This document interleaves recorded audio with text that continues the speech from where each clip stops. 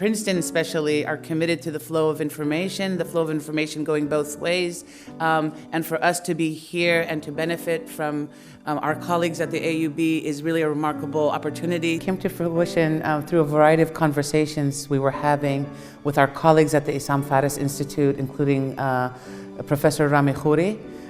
We met him at Princeton, but we were also having conversations with the Bobst Foundation in New York, and they're very much interested in fostering these academic exchanges between Princeton University and the American University of Beirut.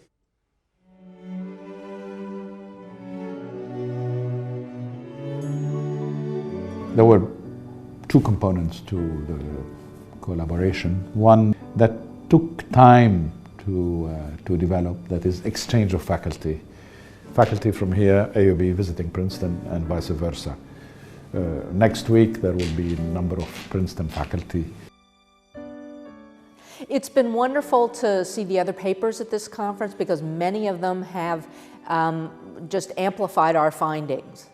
Many of them show that youth unemployment is a terrible problem throughout the Arab world, that governments have to do something about it, that this has deep political consequences, and that it will have political consequences for the future, depending on how it's dealt with or not dealt with. Well, I found the conference extremely interesting. I think the presentations have all been of very high quality, and the work that's being done is very diverse and very interesting. Today's presentations on LGBT rights in the Palestinian community, for example, and issues involving harassment of women in Cairo and other sorts of topics have been very interesting and very fresh. They've all been very interesting and fresh topics.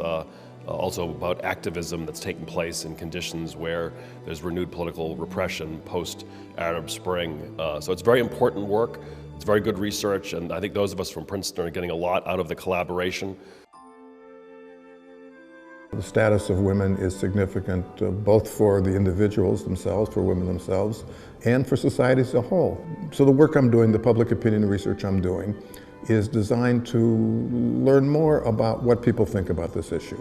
We think it's important for society that there be a high level of support.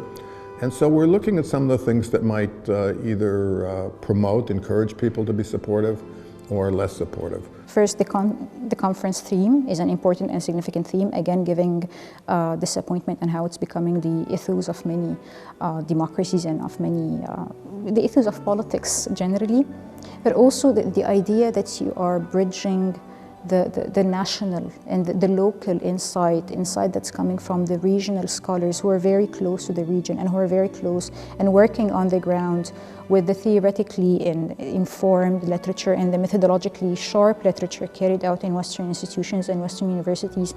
That is this is incredibly significant. Actually, this project came about when we figured, okay, what are the main components that we can look at when it comes to social justice?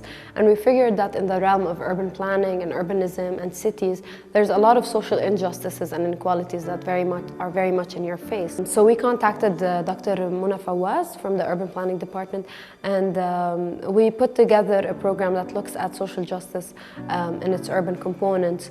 And so it became sort of a very natural extension of what the Issam Fares Institute does with respect to social justice, which is to feed those NGOs, those civil campaigns, with the kind of material and research that can strengthen their advocacy work with research-based findings.